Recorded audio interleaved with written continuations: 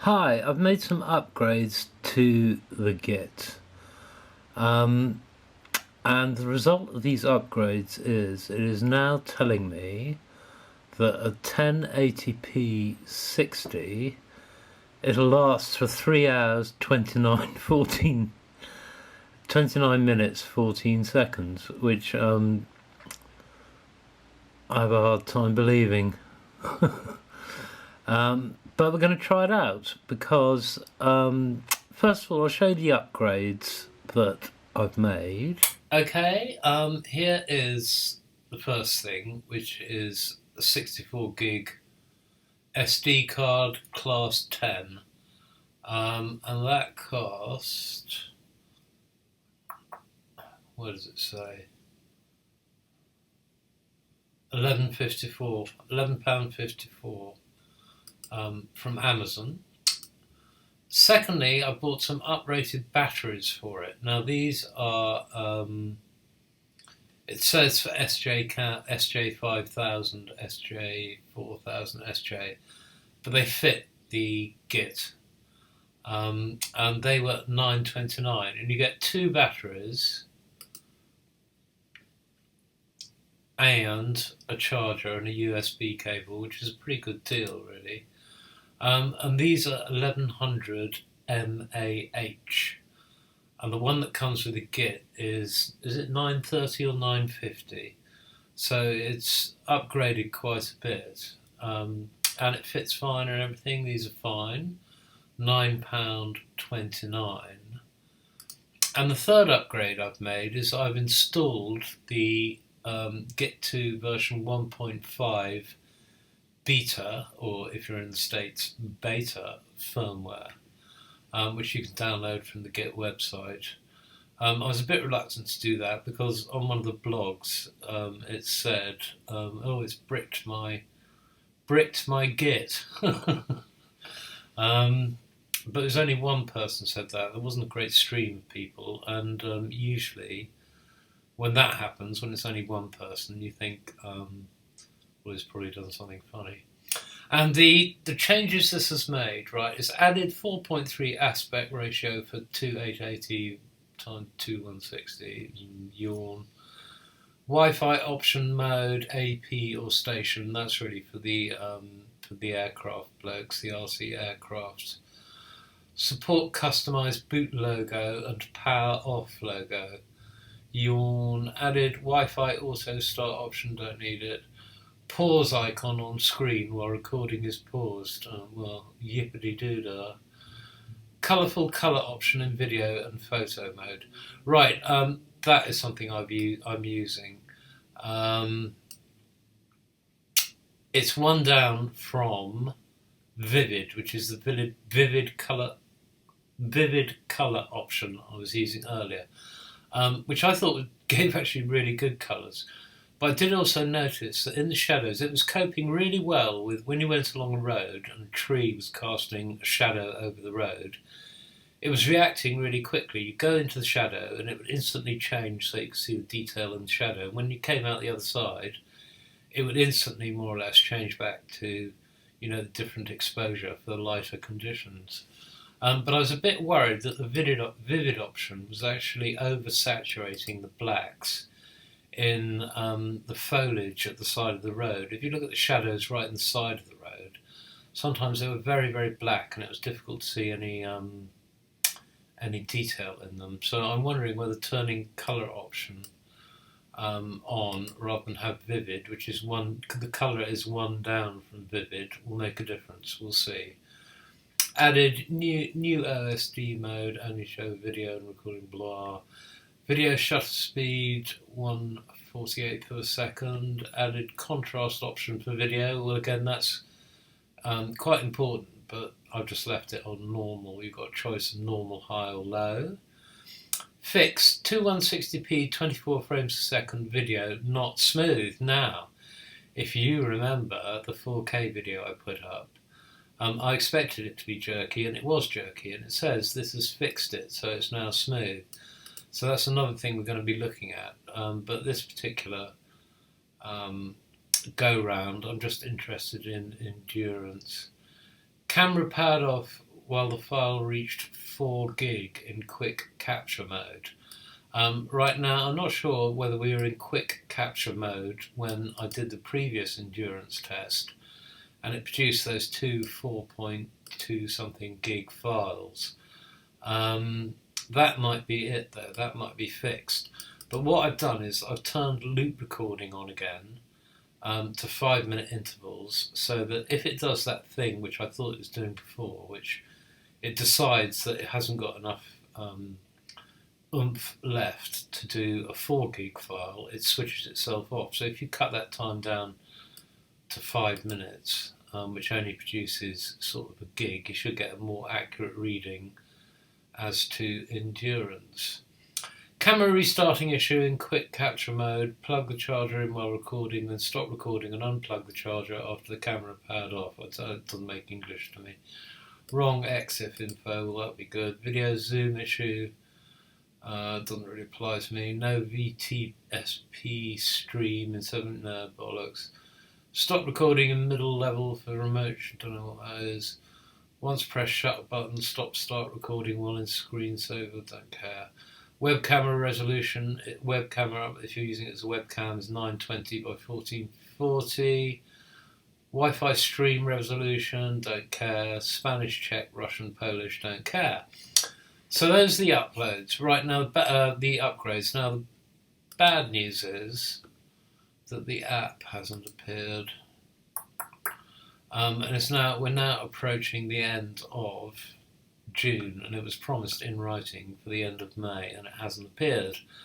So the last entry on the blog, as far as I could tell, was about the 2nd of June, about 3 weeks ago. But I am worried that I might have bought another camera just as support is dropped, or they go, or something like that, like the Dasny. Dasny, I was reading the forums on the Dasny, by the way, and they were saying that when you contact them, they're actually using Google Translate. So they're getting your message in English, translating it into Chinese with Google Translate, and translating their answer back to you using Google Translate. You can tell what a cock-up that is, and it also looks like that would explain the very, very peculiar Chinglish on the instructions. They've probably used Google's Translate for that as well. Yeah, so there we go. Right, well, there's only one way to test this out, because if you look at the screen here, we've got the that icon is the image stability icon. And as you wave it around, it comes on and goes off. Right, if I move it, it stays on. If I try and, I'm not sure whether my hands are steady enough.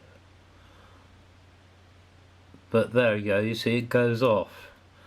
Right, so that is coming on and off intermittently, presumably as needed. Now, I did read a review of this that said it's partially hardware gyro in this, and that the gyro in this, the hardware bit, is taking care of the backwards and forwards vibrations, but it isn't working on the side-by-side vibrations. And I've seen loads of other videos comparing this camera to, for instance, the SJ5000, and my impressions were correct. It really is really good image stabilization. Compared to the SJ5000, it's bloody well brilliant. So that's it. There's only one way, because of that intermittent image stabilization thingy, the only way to try it out is to actually put it on the bike and take it out. And we got a half reasonable day. We just got a bit of blue sky. But, you know, in England, the summer, I mean, it's the time between the rain, really, and it's been raining for the last week. But it's Saturday afternoon, and I can see a bit of blue sky out the window. So I think what we'll do is hitch the bike off, go round the figure of 8, round Tewkesbury, and see if it lasts. It should easily last if it really is going to do 3 hours.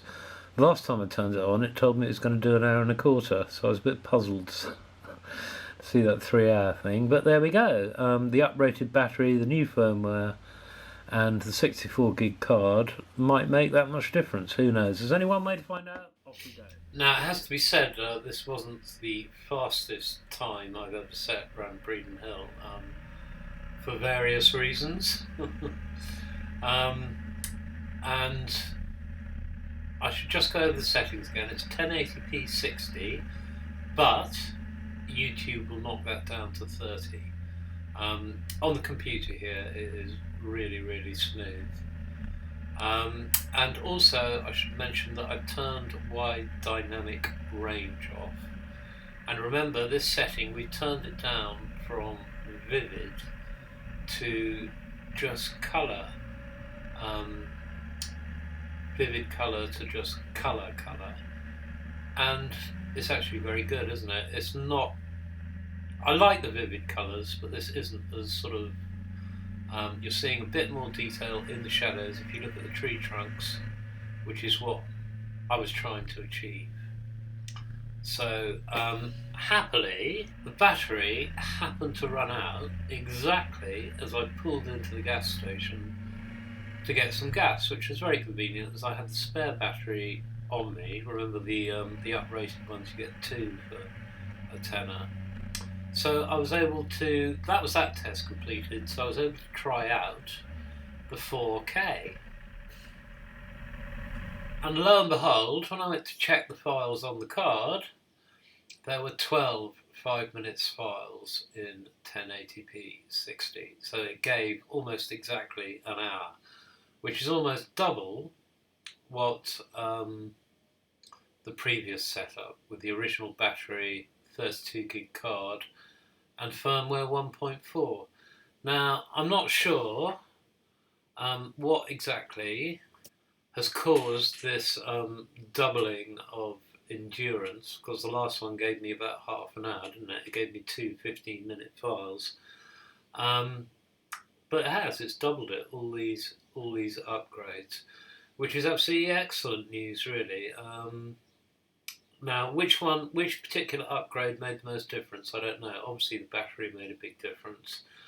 I'll put a link to where I got the batteries from, but this is not a recommendation that you get them. It's what I did, and I successfully upgraded my firmware. There's another guy there who's bricked it. So if you do any of these things that I did, it's entirely on your head. Be it. I mean, I did it.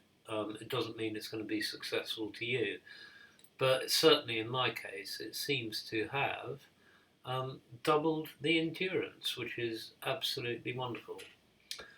And lastly, I am going to show you some of the 4K footage. Now you're seeing it in 1080p here, because it wasn't so smooth that it was worth uploading a separate 4K file. But this is what 4K now looks like. It is, I think, marginally smoother. It's not a patch on 1080p 60 though. So I'm going to stop at 1080p 60. And the final point I want to make is about file sizes. The 1080p 60 5-minute file is coming in at 1.38 gigs.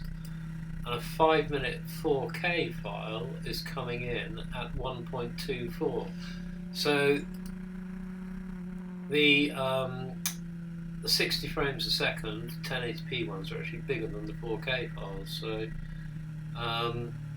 yeah, interesting. But there we go, that's the 4K. Very, very happy with the results of all the upgrades I've done. An hour in 1080p 60 with a spare battery in my pocket, giving a potential 2 hours endurance for a tenner, is pretty good value. And as I said, I don't know whether it was that or the firmware. It's probably a combination of that and the firmware upgrade, etc. But yeah, extremely happy. That's what I did. If you want to experiment, go ahead. If you don't want to, I don't blame you. Okay? Thanks for listening.